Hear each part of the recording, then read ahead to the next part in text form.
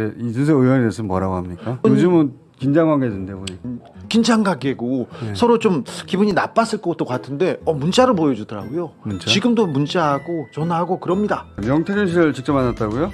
네. 기자를 만난 거는 이 사태 발발이 이거 처음이죠. 네. 근데 왜 주준희 기자를 만나줬답니까? 저 만나려고 해요, 사실. 아직 안 죽었나?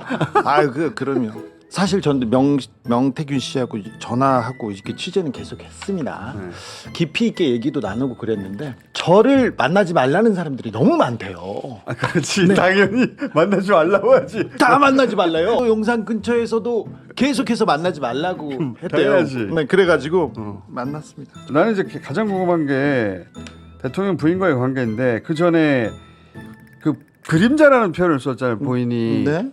나는 그림자 하면 어떤 느낌이냐면 나는 별게 아니다. 뒤에 숨어 있는 사람이다. 이런 느낌으로 그림자라고 말하는 건 줄 알았는데 그 말이 아니더라고. 자, 그거 대목부터 들어봅시다. 나는 그림자였어. 그림자로 있어요. 몸에서 2m 벗어나는 그림자 있어요? 그러니까. 자, 이 말이 나는 인상적이더라고. 뒤에서- 거기까지만 말하면 네. 원래 사람들이 받아들이는 대로가 이거거든요. 그렇죠. 근데 그게 아니고 그림자가 몸에서 벗어나지 않지 않냐. 네.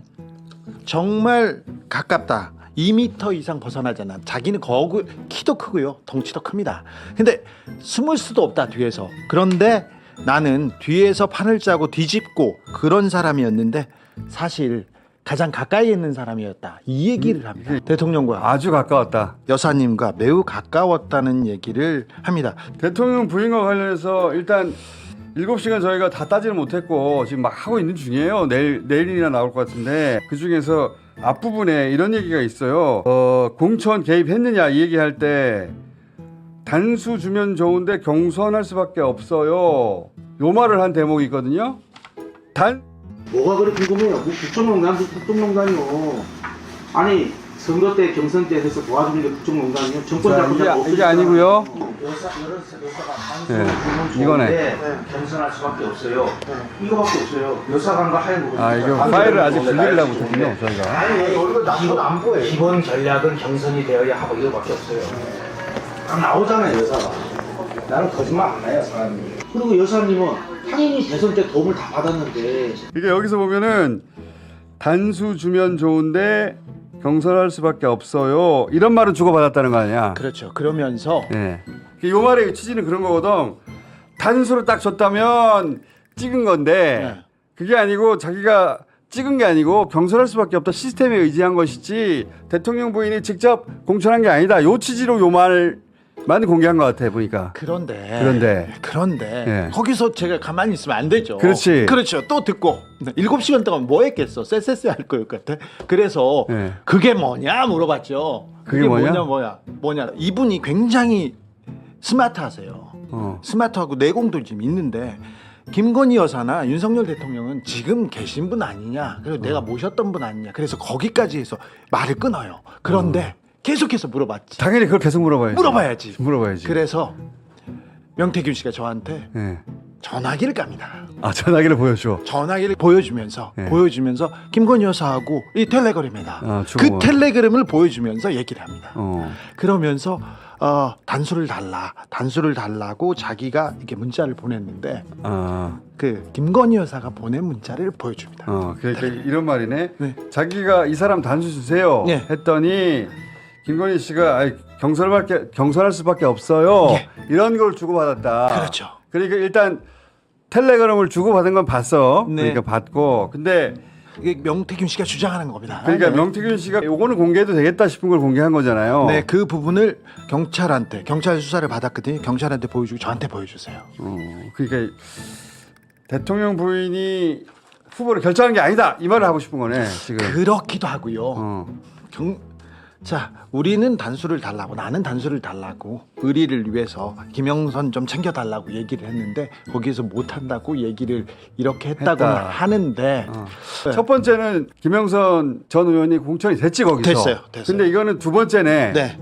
그 떨어져 나갈 때. 네네. 그때 단수 주면 좋은데 했더니 대통령 부인이 경선할 수밖에 없다라는 취지로 지금 그것만 노출한 거네. 지금. 그렇죠. 공천 개입한 거 아니다 하면서 공천 얘기를 하는 문자를 오케이. 보여줬습니다. 그러니까 본인이 선별해서 보여주겠죠. 그렇겠죠. 예. 네. 근데 그러면 거기서 이 분이 네. 대통령 부인과 가깝다고 주장하는데 네. 실제로 가까운지 또 검증해봐야 되잖아. 검증을 했죠.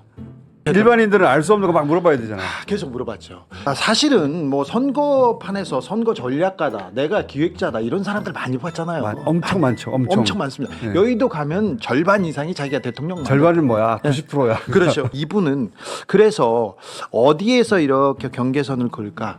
서초동 아크로비스타 윤석열 후보의 집을 예. 드나들었는지 그렇지. 그게 중요하지. 중요하죠. 그 정도 돼야 측근이라고 할 수 있죠. 윤핵관 중에서도 몇 명, 손에 꼽히는 몇 명 말고는 그 집에 들어갈 수 없었습니다. 네. 근데 들어갔는지 확인해 봤어요? 근데 집에 자기가 들어갔다. 근데 집에 들어갔다고 가서. 주장할 수 있는데 네. 그 들어가는 사람만 알고 있는 집안의 구조가 있잖아. 몇 가지 포인트가 네. 정확하게 나오고 그 물어봤어요? 나왔죠. 나왔습니다. 정확한 포인트가 나오고 가봤네 그럼. 가장- 전 알거든. 가장 가까운 사람, 예. 가장 가까운 사람 이름을 댑니다. 자 그럼 진짜 가깝다면은 그 집에 가봤어야 되는데 그렇죠. 집 내부 구조를 아느냐 한번 물어봤다. 아니 이렇게 물어보진 않았죠. 아니 서초동 아크로비스타 그렇게 드나드셨다면서요. 들고 가셨다면서요. 그러니까 아하 얘기 못하지. 그러다가 나중에 합니다. 하지. 네. 하겠지. 갔죠. 그래서 무척 가깝긴 가까운 게 맞구나. 네. 그리고 이제 그런 말도 하잖아. 아크로비스타보다 더 어려운 데가 코바나 컨텐츠라고.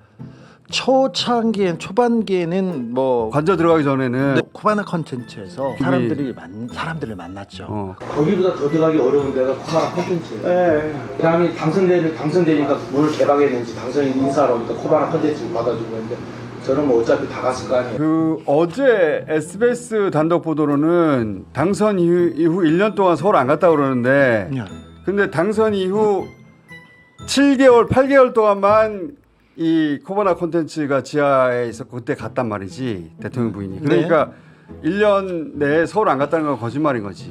아니 저한테도 계속해서 저는 선거 때 이제 그 역할을 한 사람이고 선거가 끝나자마자 인수위에 오라는데 나는 인수위에 안 갑니다 하고 내려갔다고 말씀하셨어요. 그런데 저런 말씀도 또 하시더라고요. 7시간 동안 아구찜만 먹었겠어요. 7시간 동안 얘기를 들었는데 그래서 쭉 얘기를 하다가 김건희 여사하고 윤석열 대통령 부부는 확실히 말을 삼가고요.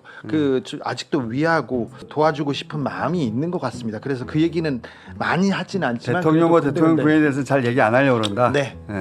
하지만 예를 들어 지금 보면은 이준석 또는 다른 사람에 대해서는 막 말을 하더라고 보니까. 다른 사람들 특별히 김종인 위원장하고 매우 밀접하게 김종인 위원장이 자기는 별로 그렇게 가깝지 않다는 식으로 인터뷰했는데 그게 아니에요? 그리고 김종인 위원장에 대한 존경심이 있으세요.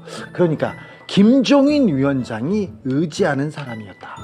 이게 명태균 씨 명태균 주장이다. 네, 주장입니다. 그리고 이준석 이준석 의원에 대해서 뭐라고 합니까? 요즘은 긴장 관계던데 보니까. 긴장 관계라고요. 네. 근데 이준석 의원 긴장 관계고 서로 좀 기분이 나빴을 것도 같은데 문자를 보여주더라고요. 문자? 지금도 문자하고 전화하고 그럽니다.